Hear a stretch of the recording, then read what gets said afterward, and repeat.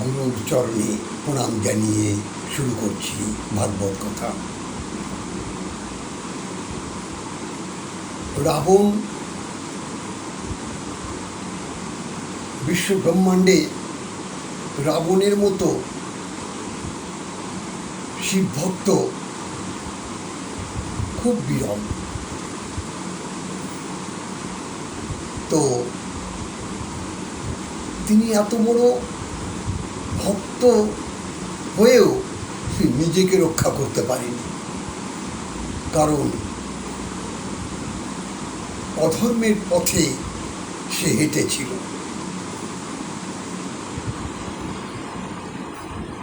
নারীর ওপর যে ব্যভিচার করেছিল রাবণ, শেষ রক্ষা করতে পারেনি। এই আসরিক ভাব নিয়ে এই জগৎ সংসারে যারাই এসেছে তারা নিজেকে কেউ রক্ষা করতে পারেনি। তাই আমাদের সদা সর্বদা আসরিক ভাব ত্যাগ করে ধর্মের পথে এগিয়ে যেতে হবে। দেখুন, রামায়ণ, মহাভারত, ভাগবত, গীতা সব কিছু আসরিক শক্তি পরাস্ত হয়েছে। তথাপিও আমরা অনেক তর্ক বিতর্ক শুনছি, নিজেকে অনেক বড় ভেবে অনেকে অনেক কথা বলছে, কিন্তু না, একটাই সত্য, সেটা হচ্ছে নিজের অহংকার ত্যাগ করে, আসরিক ভাব ত্যাগ করে, আমি তো ভাব ত্যাগ করে যদি ভগবানের পথে সাত্ত্বিক মনোভাব নিয়ে আপনি চলতে পারেন, দেখবেন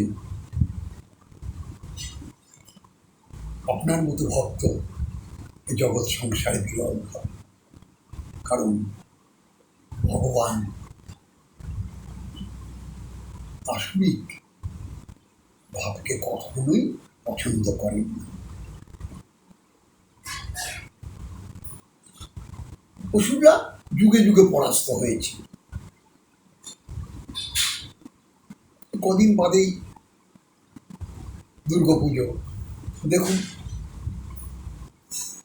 অসুরের নিধন আর পরিবার, শুভ শক্তি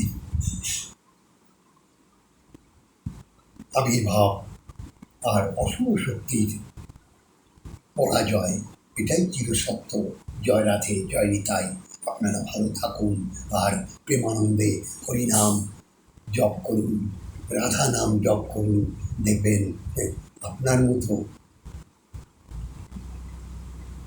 জগৎ সংসারে আপনি এত সুখী হবেন, আপনার মতো সুখী এ জগৎ সংসারে বড় বিরল।